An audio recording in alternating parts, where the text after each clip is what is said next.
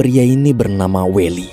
Dia adalah seorang petugas bank di Belanda atau biasa disebut bankir. Welly telah berkeluarga dan memiliki 3 anak.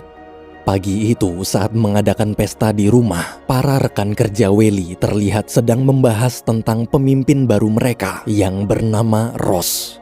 Ros memang warga negara Belanda, tapi dibanding membela negaranya sendiri, dia lebih pro ke penjajah, yaitu Nazi Jerman. Pada masa itu, Belanda masih dijajah oleh Jerman. Keesokan harinya di kantor, waktu mendengarkan pidato Ros, Welly serta para bankir lain muak kenapa Ros terus membela Nazi seakan seperti lupa dengan apa yang telah Nazi lakukan pada negara mereka. Besoknya saat sedang bekerja, Welly bingung kenapa temannya belum datang juga, padahal biasanya dia tak pernah telat. Welly yang khawatir pun buru-buru pergi ke rumah temannya itu. Ketika memeriksa ke dalam, Welly kaget melihat teman, istri, dan anaknya telah tewas mengenaskan. Satu keluarga itu dihabisi Nazi. Waktu mau pergi, ada seorang pria bernama Berg menghampiri Welly. Nggak ada angin, nggak ada hujan. Tiba-tiba Berg mengajak Welly untuk melakukan perlawanan. Agar obrolan mereka tak terdengar orang lain, Welly pun mengajak ke rumahnya. Di sana, Berg menjelaskan kalau dia adalah mantan tentara angkatan laut. Sebenarnya dari awal, Berg sudah mencari tahu informasi tentang Welly. Dari tadi, dia sengaja mengikuti Welly untuk mengajak bergabung. Berg berencana ingin mendirikan bank baru untuk mendanai gerakan perlawanannya. Jadi tugas Welly nanti adalah mengumpulkan dana dari para investor, dan jika dana sudah terkumpul, maka Berglah yang akan mengatur penggunaannya. Ia berharap Welly mau bergabung dan berjuang bersama demi kemerdekaan negara mereka. Malamnya saat mendengar cerita Welly, meski berat, sang istri memutuskan untuk mendukung penuh keputusan suaminya. Besoknya setelah membulatkan tekad, Welly pun menemui kakaknya bernama Gits yang juga seorang bankir. Namun waktu diceritakan tentang rencana pembentukan bank perlawanan, Gits langsung menolak. Ia takut jika sampai ketahuan pihak Nazi, mereka berdua pasti akan dieksekusi mati. Demi meyakinkan kakaknya, Welly lalu menjelaskan strategi agar Nazi tak curiga, yaitu dia akan mengumpulkan dana investor menggunakan dokumen saham kosong dari zaman Kekaisaran Belanda kuno. Jadi nanti setiap orang yang mau jadi investor akan dapat saham senilai 1.000 gulden atau setara dengan 8 juta rupiah. Saham itu adalah bukti transaksi bantuan dana perang, dan setiap pemegang saham akan dicatat menggunakan kode khusus. Dengan begitu, pihak Nazi tak akan tahu siapa aja orang yang membiayai gerakan perlawanan ini. Dan karena sahamnya berbentuk saham kuno, maka Nazi juga pasti akan menganggap saham itu tak berharga. Mendengar ide brilian adiknya, Gits sangat kagum. Namun sayang, dia tetap tak berani bergabung. Dengan kecewa, Welly pergi dari sana.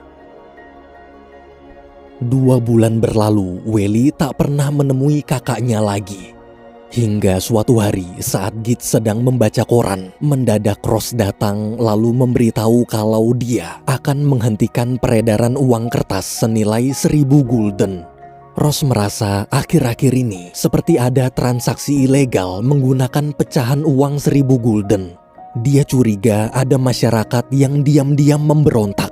Jadi jika nanti ada orang ke bank lalu menarik uang 1.000 gulden, Ros menyuruh Gits segera melapor. Mendengar cerita barusan, Gits yakin Welly pasti telah memulai rencananya. Ia pun buru-buru pergi menemui adiknya. Ketika bertemu, Gits kaget melihat Welly sedang mengikat uang di badan seseorang. Agar kakaknya tak salah paham, Welly menjelaskan seperti inilah caranya mengirimkan uang-uang ke kelompok pejuang. Karena tak mau ikut campur, Gits langsung memberitahu tentang perintah Ros tadi. Ia juga menyarankan agar tak ketahuan, lebih baik Welly bekerja sama dengan bankir-bankir dari bank lain untuk menukarkan uangnya. Mendengar saran barusan, Welly dapat ide. Bagaimana jika Gitz ikut membantunya mengajak bengkir-bengkir lain bekerja sama? Dengan jabatannya sekarang, Welly yakin Gitz pasti akan lebih dipercaya. Setelah terus dibujuk demi mengawasi adiknya, Gitz akhirnya memutuskan bergabung. How many thousand? I'm stuck with a safe full of them myself. 8. Top. 40? 12. That those thousands are for the Siemens. Yes. That's yours. Thank you. And that makes 50. Thanks for the quick response. Of course. Paid in a lot more than just our 200,000.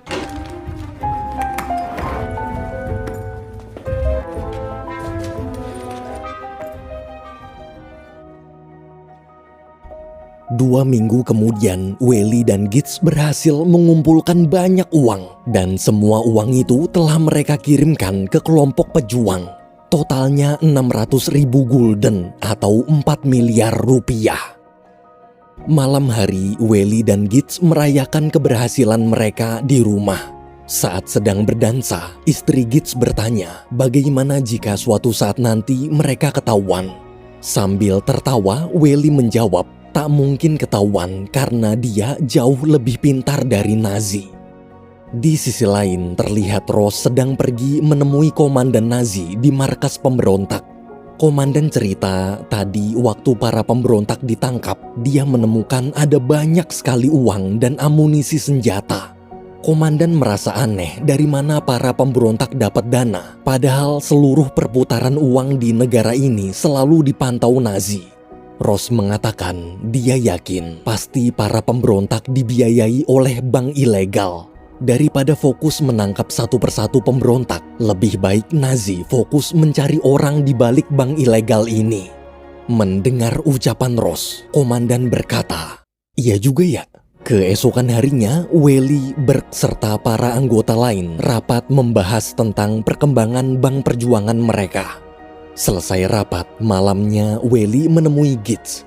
Gitz di situ bertanya, bagaimana jika setelah Belanda merdeka nanti, pemerintah tak mau mengembalikan uang investor.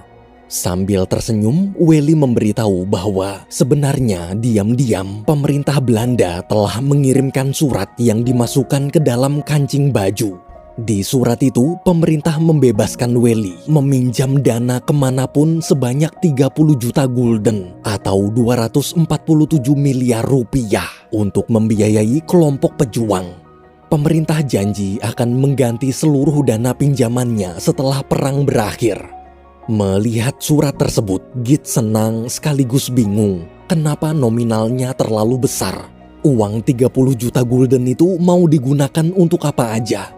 Welly lalu mengajak Gitz ke depan halaman rumah. Di sana ternyata keluarga Welly sudah menunggu. Tak lama kemudian terlihat bangunan yang tak jauh dari rumah Welly meledak. Keep your eyes on the other side, okay? Keep watching. Di tengah kebahagiaan, melihat kakak iparnya bingung, istri Welly pun menjelaskan bahwa pasukan pejuang sengaja meledakkan bangunan itu karena di sana tersimpan data-data nama-nama orang Belanda yang akan dieksekusi mati. Mendengar cerita barusan, Gitz senang. Ia tak menyangka ternyata uang-uang yang selama ini dia kumpulkan digunakan untuk menyelamatkan nyawa manusia.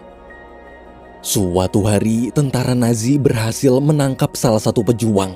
Dalam penjara, sambil terus menyiksa, komandan Nazi bertanya siapa pemimpin gerakan pemberontakan ini. Awalnya pejuang itu tak mau bicara, tapi karena terus disiksa, dia terpaksa memberitahu nama pemimpinnya. Namun yang disebut adalah nama samaran Welly, yaitu Van Tuyl. Di sisi lain, saat sedang naik kereta, mendadak kereta Welly berhenti di tengah jalan. Ternyata ada kereta pengangkut tahanan Nazi melintas di samping keretanya. Mendengar suara teriakan para tahanan yang kebanyakan wanita dan anak-anak, semua orang sedih, termasuk Welly. Sepulang ke rumah, Welly menceritakan kejadian tadi pada istrinya. Welly benar-benar lelah. Ia berharap penjajahan ini bisa segera berakhir. 2 tahun berlalu, gerakan perlawanan Welly masih terus berlanjut. Siang itu, waktu Welly baru sampai kantor, dia bertemu Ross. Ross bilang 2 tahun lalu tentara Nazi pernah menangkap anggota pemberontak yang dipimpin oleh seorang bankir bernama Van Tuyl. Ross menyuruh Welly melapor jika tahu informasi tentang orang bernama Van Tuyl. Mendengar itu, Welly mencoba tetap tenang. Sementara di jalanan kota, terlihat seorang wanita bernama Janet sedang berkeliling mengantarkan koran. Janet ini adalah anggota pejuang yang bertugas menyebarkan berita tentang kejahatan Nazi dan mengajak masyarakat ikut melawan. Namun siang itu, di tengah jalan, dia tak sengaja papasan dengan para polisi Nazi yang sedang berpatroli. Meski sudah berusaha kabur, tapi Janet tetap tertangkap. Besoknya, Welly dan Burke menemui pemilik kereta pengangkut senjata tentara Nazi, lalu mencoba menyogoknya agar mau menghentikan sementara keretanya. Tapi pemilik kereta menolak karena uang yang Welly berikan jauh lebih sedikit dibanding uang yang dia terima dari Nazi. Setelah negosiasi panjang, pemilik kereta akhirnya mau menghentikan keretanya asalkan Welly membayar 6 juta gulden per bulan atau 40 miliar rupiah. Welly kemudian pergi menemui Gitz di kantor dan menceritakan kesepakatannya tadi. Mendengar cerita Welly, Gitz kaget dari mana mereka bisa dapat uang sebanyak itu untuk membayar si pemilik kereta setiap bulan. Seketika Welly dapat ide. Bagaimana kalau mereka membuat surat obligasi atau surat hutang palsu lalu menukarkannya dengan surat asli untuk membobol bank tempat mereka bekerja? Mendengar ide nekat Welly, karena tak ada pilihan lain, Gitz terpaksa setuju. Esok hari, pacar Janet pergi ke kantor polisi Nazi. Di sana, polisi bertanya, apakah pacar Janet juga anggota pemberontak? Pacar Janet menjawab dia tak tahu apa-apa, tapi dia berjanji akan melakukan apapun asalkan polisi mau membebaskan Janet. Melihat kesempatan itu, kepala polisi pun memanfaatkannya untuk menangkap pemberontak lain. Besoknya, untuk membuat surat obligasi palsu, Welly pergi ke tempat penjual tinta ilegal di suatu bangunan kosong. Tapi pas mau masuk, ada seorang barberman datang dan langsung menarik Welly masuk ke barbershopnya. Tanpa mengatakan sepatah kata pun, sambil gemetar ketakutan, barberman itu mulai mencukur Welly. Awalnya Welly bingung, namun tak lama kemudian dia akhirnya paham. Dari jendela, dia melihat si penjual tinta ilegal ditangkap lalu ditembak mati oleh polisi Nazi. Welly sangat syok. Seandainya tadi dia masuk ke dalam, mungkin sekarang dia sudah ditembak juga. Sebelum pergi, Welly berterima kasih pada si barberman karena telah menyelamatkannya. Di jalan, Welly terus memikirkan kejadian tadi. Ia takut bila suatu saat nanti tertangkap, bukan hanya dia, tapi keluarganya pasti juga akan dieksekusi. Setelah mempertimbangkan cukup matang, malamnya Welly memutuskan untuk pergi dari rumah. Meski berat, istri Welly berusaha menerima keputusan suaminya. Agar tak terlacak, Welly pun tinggal di bangunan kosong dekat percetakan. Beberapa hari kemudian, setelah dapat tintanya, Welly bersama anggota lain mulai mencetak surat obligasi palsu. Namun di tengah pekerjaan, ada anggota datang dan melapor bahwa Burke baru aja tertangkap Nazi. Mendengar kabar itu, Welly merasa aneh kenapa informasi rahasia mereka bisa bocor. Esok hari di penjara, seorang biarawati datang memberikan Burke makanan. Biarawati itu bilang jika ingin menyampaikan pesan untuk seseorang, maka Burke bisa memberitahunya. Ia janji tak akan memberitahu siapapun. Tapi Burke hanya menggeleng. Dia tahu si biarawati berbohong. Apapun yang dia katakan pasti akan dilaporkan ke pihak Nazi. Siangnya, polisi Nazi membawa Burke serta beberapa tahanan lain ke atas bukit untuk dieksekusi mati.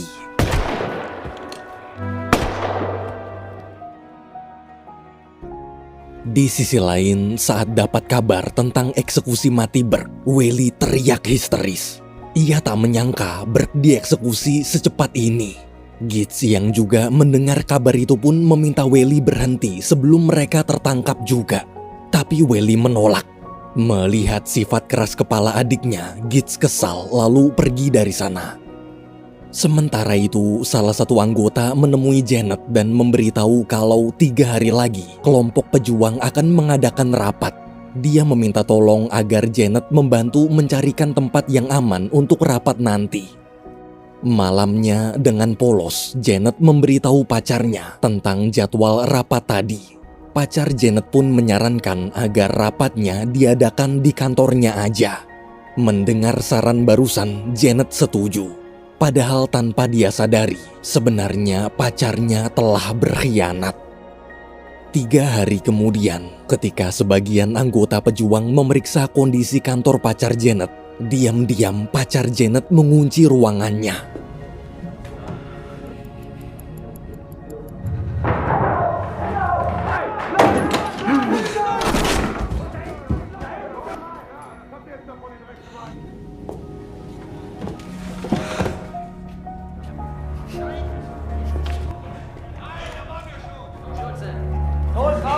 Ihn auch auf, zack, zack, schneller. Marsch, los. Malamnya, Welly menceritakan tentang kejadian penyergapan di rapat tadi pada Gitz. Ia yakin pasti ada pengkhianat yang membocorkan rencananya. Welly lalu menyuruh Gitz bersiap-siap menjalankan aksi penukaran surat obligasi palsu karena besok Ross akan pergi dinas keluar kota. Besok paginya di kafe mereka berdua menemui bankir pengurus obligasi yang sudah mereka ajak kerjasama. Welly dan Gitz akan menunggu di kafe sementara si bankir akan membawa koper berisi surat obligasi palsu ke dalam bank untuk ditukarkan.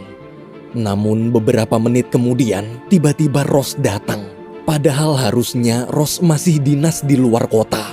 Dengan sigap Gitz pun masuk menemui Ross untuk mengulur waktu.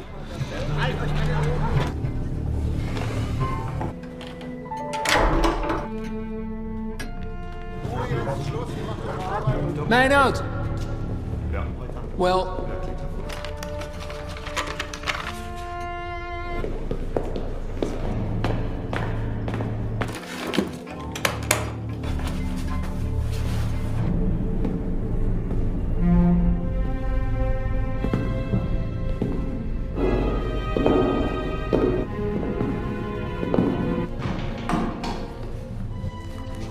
Can I help you?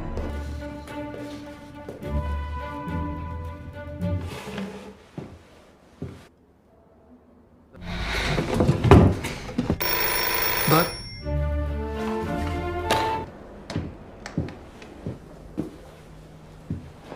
Goodbye. Well? My briefcase.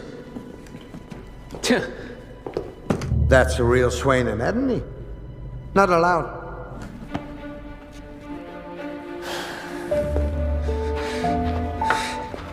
Keep walking. And? Yes.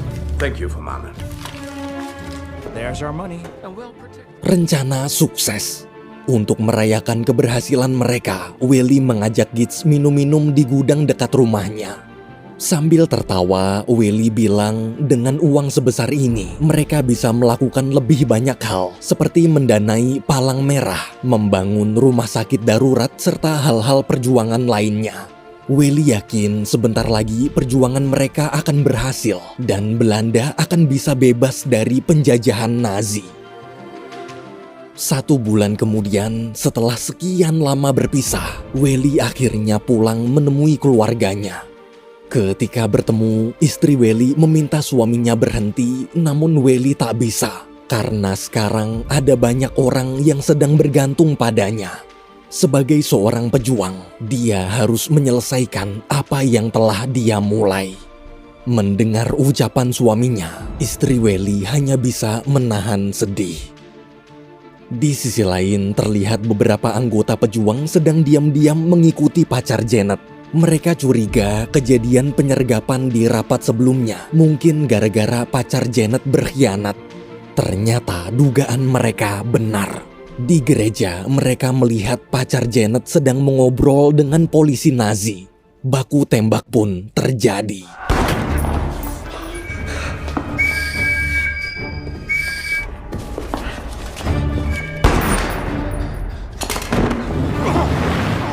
Salah satu pejuang tertangkap. Besoknya, kepala polisi menginterogasi pejuang yang tertangkap semalam. Kepala polisi mengancam akan membunuh 30 anggota pemberontak lain jika dia tak mau bicara. Karena tak punya pilihan lain, pejuang itu pun terpaksa memberitahu lokasi rapat selanjutnya. 3 hari kemudian, sesuai informasi, para polisi Nazi mengepung lokasi rapat.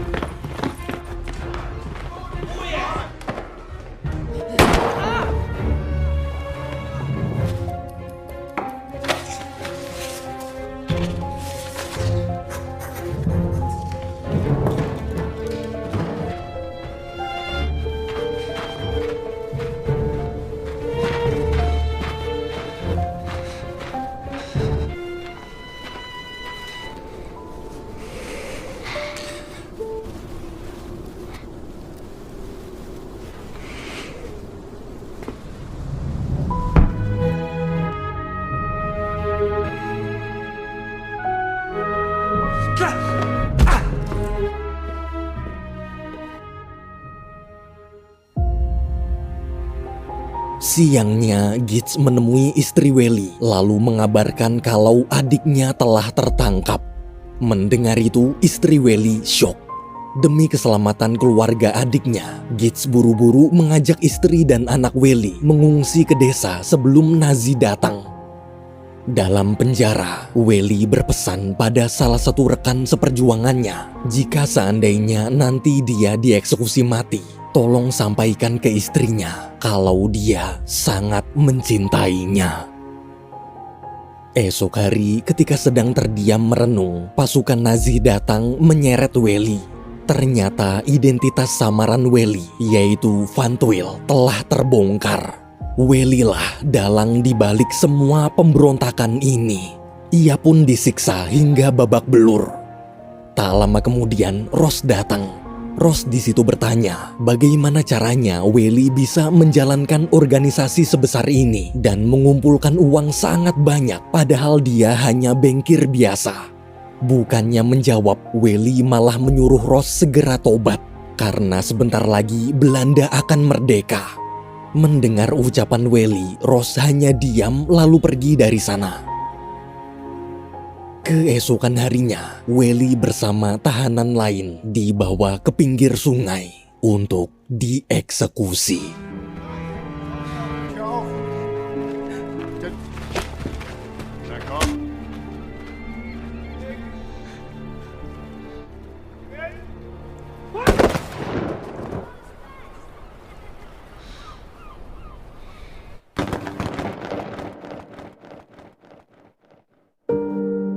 Welly meninggal dunia. Ketika mendengar kabar kematian suaminya, istri Welly menangis histeris. Besoknya terlihat Janet berhasil menangkap pacarnya sendiri. Di bawah terowongan, para pejuang yang masih tersisa menembak pacar Janet, kemudian membuang mayatnya ke sungai.